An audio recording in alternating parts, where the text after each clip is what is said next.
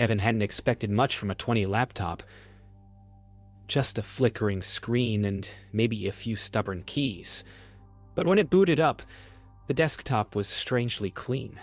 Almost new. Only the recycle bin sat there, pulsing faintly with a single file inside. The folder's name was simple, almost gentle. My Family. He double-clicked it, expecting old photos or homework. Instead, the cursor froze. The speakers hissed. A faint child's voice whispered through the static, asking if he was back. The air in the room shifted, colder now, heavier. Evan leaned closer as the video thumbnail flickered. A still frame of a woman's pale face, eyes wide, lips mid-scream. Then, without him pressing anything, the video began to play on its own. The screen stayed black for almost a full minute, humming faintly like a living thing. Evan waited, expecting the laptop to crash, but instead, the speakers clicked again. A new file appeared. No name, just a time stamp from that very moment. The hair on the back of his neck lifted. The video played automatically, showing shaky footage of a small bedroom. He could see a woman sitting on the bed, her face hidden in her hands, whispering to someone just out of frame. Then, as she lifted her head, the camera tilted, showing a boy crouched beside the wall, drawing on the wallpaper with something dark. Evan paused it, staring. The symbols looked like tiny stick figures, each one missing a head. He exhaled slowly, realizing the camera was moving on its own, as if whoever was filming wasn't holding it at all. He tried to close the video, but the cursor wouldn't move. The screen trembled as if resisting him. Behind the woman in the footage, the door began to shake. She turned toward it slowly, whispering something like, "He's here." The feed stuttered and glitched. For a second, the camera showed not her bedroom, but Evan's own apartment, the same peeling wallpaper and dusty lamp. His breath caught. He pushed the laptop away, heart pounding, then froze when he realized the recording light on the laptop's webcam was blinking. It was on. He reached to shut it, but before he could, the screen cut to static, and a whisper floated through the speakers.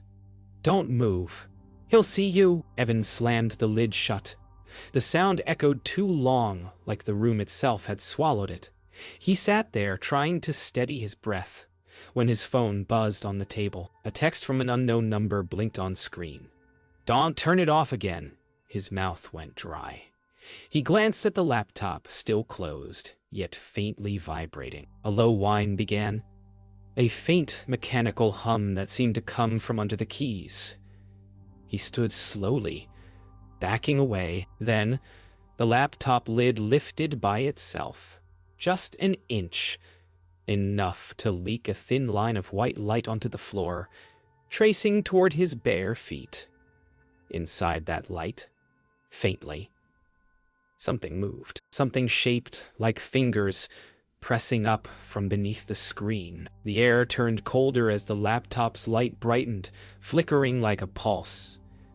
Evan stumbled backward, eyes fixed on the screen. A new window opened on its own. A live feed! It showed his apartment from the same angle he was standing, but with one difference. In the video, someone else was behind him. A figure stood at the far end of the room, still and silent, face turned toward the camera. Evan spun around. Nothing. When he looked back, the feed zoomed in on his own face, frozen in shock. Then, the figure moved closer in the video, step by step, until it was right beside him. The frame glitched, then froze on a single question written across the screen. "Will you join the family?" The next morning, sunlight barely touched the room. Evan hadn't slept. The laptop sat closed on the table, cold and silent, as if nothing had happened. He kept telling himself it was just a glitch, just corrupted files, but the unease lingered. When he finally powered it up again, the desktop was different. The background image was now a photo of a family. The woman, the boy, and a man whose face was blurred as though it had been smudged by hand. Evan's stomach twisted. There was a new folder, too, named watch together. He hesitated, then clicked it. The same living room appeared on screen, only this time it looked cleaner, newer. And a small hand waved at the camera from inside the frame. He couldn't stop watching. Video played like an old home movie. Birthday balloons, laughter, the boy blowing out candles. Yet the sound was slightly off, deeper, slower, as if underwater. Then, the woman in the footage turned her head sharply toward the camera. Her mouth moved, forming words not meant for anyone in the room. She looked straight through the screen, straight at Evan, and whispered, "You shouldn't be here." His breath hitched as the footage flickered again, showing a flash of his own reflection in the woman's eyes. It wasn't a trick of light.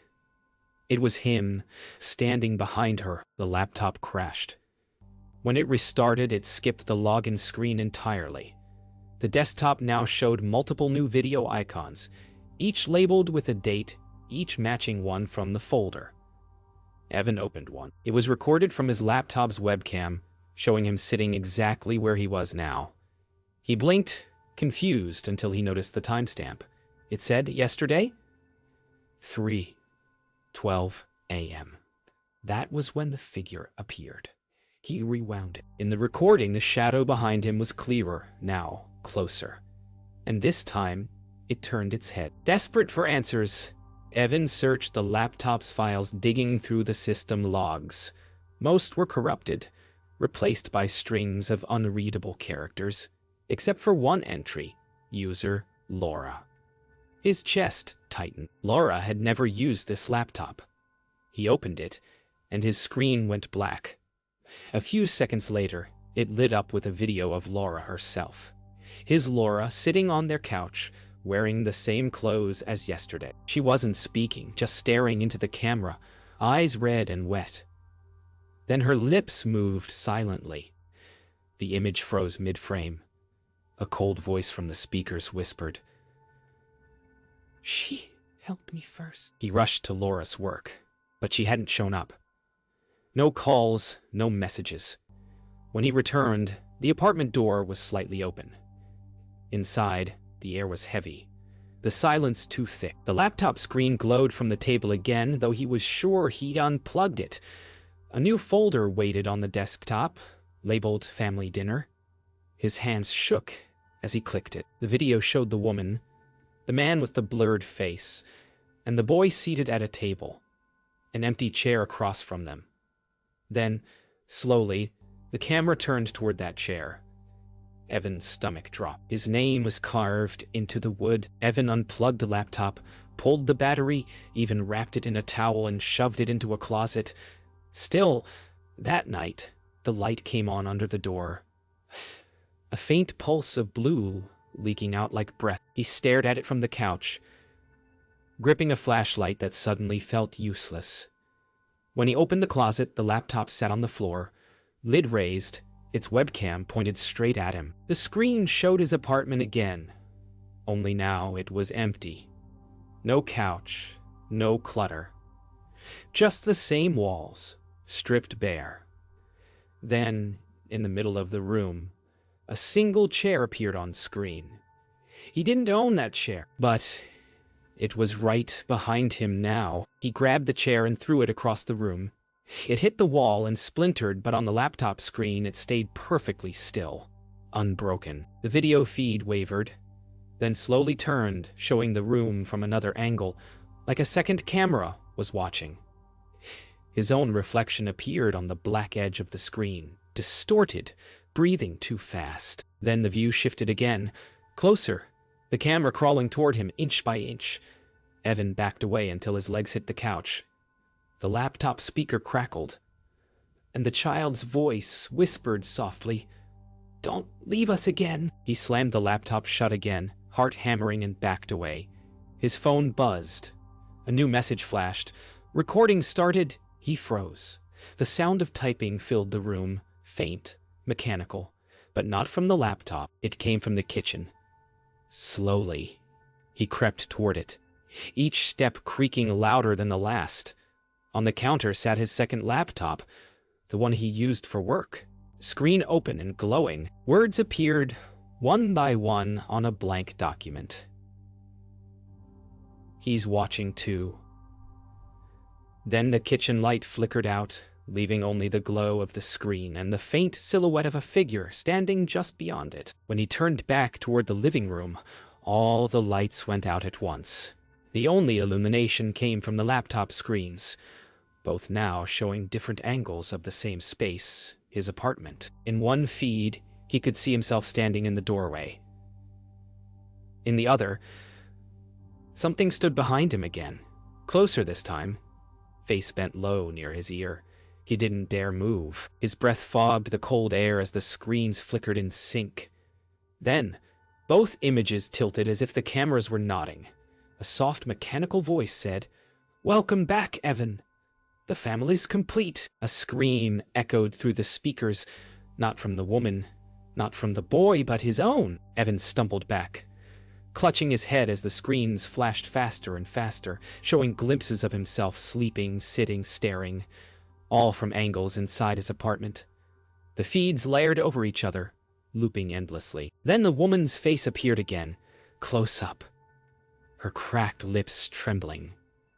"You let him in," she whispered. The screen glitched, showing the boy sitting beside her, drawing stick figures again, this time with 5 instead of 3. Evan realized the new figures were of himself and Laura. Then the laptop beeped once. A new folder appeared. "My family updated." Laura came home just before midnight, drenched from the cold rain. Evan sat motionless on the couch, the laptop open before him, screen black but humming faintly. When she asked what was wrong, he didn't look up. His eyes were locked on the reflection of the window behind her. "Don't move," he whispered. Laura froze. In the reflection, she saw not her own figure, but another woman standing beside her, pale, hollow-eyed, hair soaked as though she'd come from underwater.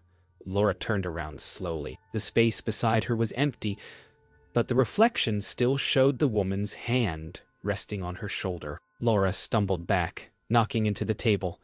The laptop flickered to life, showing the same reflection but from a different angle, as though filmed from somewhere else in the room. "Heaven, what is this?" she cried. He finally turned toward her, his face blank, eyes hollow. The video on screen showed Laura looking around in confusion, recorded in real time, though no camera was visible. In the reflection behind her image, the woman smiled, a soft, broken grin that stretched too wide. Laura's voice trembled. "Who's recording this?" Evan whispered. "She is." Evan lunged forward and slammed the laptop shut, plunging the room into silence. Laura backed away, clutching her chest. "You're scaring me," she said softly. But Evan wasn't listening. He could still hear the faint hum of static, not from the computer, but from inside the walls.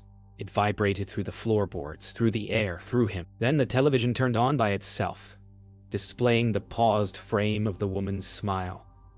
Laura screamed as her reflection inside the TV slowly turned its head toward them, though neither of them had moved. The woman in the reflection whispered, "Make room for her." Laura turned to run, but the hallway stretched endlessly, longer than it should have been. Doors lined the walls where none existed before, all slightly open, all whispering. She glanced back. Evan was still in the living room, watching the screen, unmoving. She called his name, but her voice came back, distorted, echoing as if from underwater. One of the doors creaked open wider, revealing the boy from the video standing in the darkness beyond. His small face was blank, eyes glimmering like marbles. He raised a hand, pointing past her toward the living room. "He's already inside," he said softly. When Laura returned to the living room, the lights had gone out completely. The only glow came from the laptop open again, though neither of them had touched it. The screen showed the woman sitting at the dinner table, her hand gently stroking the boy's hair. There were now 4 chairs. The 4th was empty, waiting. Laura whispered Evan's name. He turned toward her slowly, and his eyes were pitch black, like the reflection had bled into him. The laptop speaker crackled, and the woman's voice echoed softly. "Welcome home, Laura." Then the camera panned, revealing the fifth chair. The next morning, gray light crept through the blinds, but the room still felt wrong. Too still, too cold. Evan sat at the kitchen table staring at the laptop, which hummed faintly, though it wasn't plugged in. The desktop was almost empty now, except for one folder, timestamps. Inside were hundreds of video files, each marked with the current date and exact minute. The top file was labeled now. He clicked it. The footage showed him sitting at the kitchen table, exactly as he was. Same shirt, same posture. Only one thing was different. In the video, Laura was standing behind him, smiling faintly, though she wasn't in the room. Evan spun around, calling her name, but no one answered. He turned back to the laptop, and the video had changed. Laura was now sitting across from him, resting her chin on her hand. Her eyes blinked slowly, like she was watching him through glass. He reached for the power button, but it didn't respond. The speakers buzzed, and Laura's recorded voice whispered, "He's almost here." Evan froze. The feed shook as though the camera itself were breathing. Then, from somewhere deep inside the laptop, came the faint sound of footsteps, slow, dragging, getting closer. The clock on the wall ticked louder now, matching the pace of his heart. Evan stood, stepping away from the table, but the ticking didn't stop when he did. It continued, echoing, multiplying until it sounded like dozens of clocks ticking from every direction. The screen began to stutter again, showing flashes, the woman's face, the boy drawing, Laura's empty stare. Then it froze on a close-up of the boy's mouth. His lips barely moved as he whispered something over and over. Evan leaned closer to listen.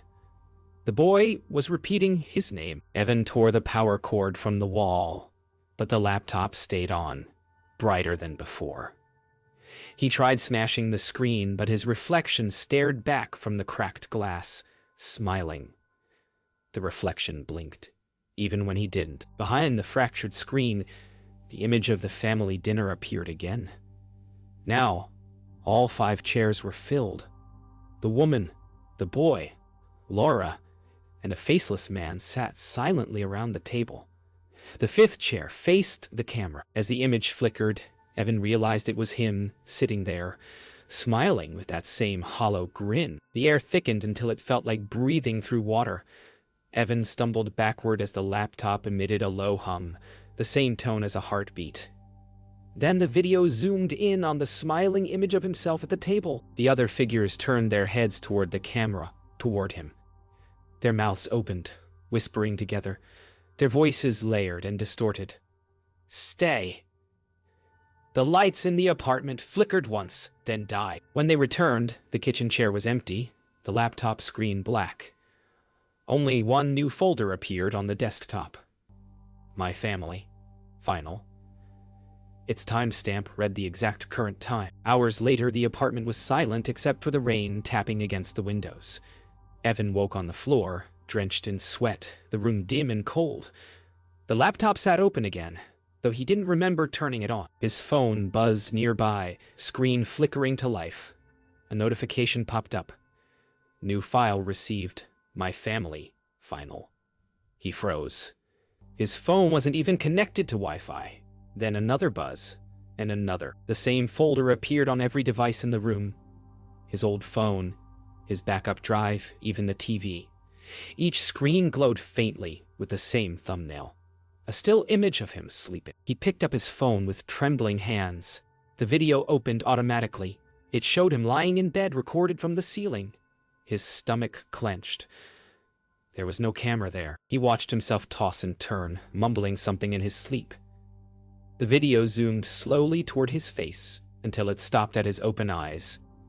In the footage, he was awake, staring directly into the lens. He's watching now. His recorded voice whispered.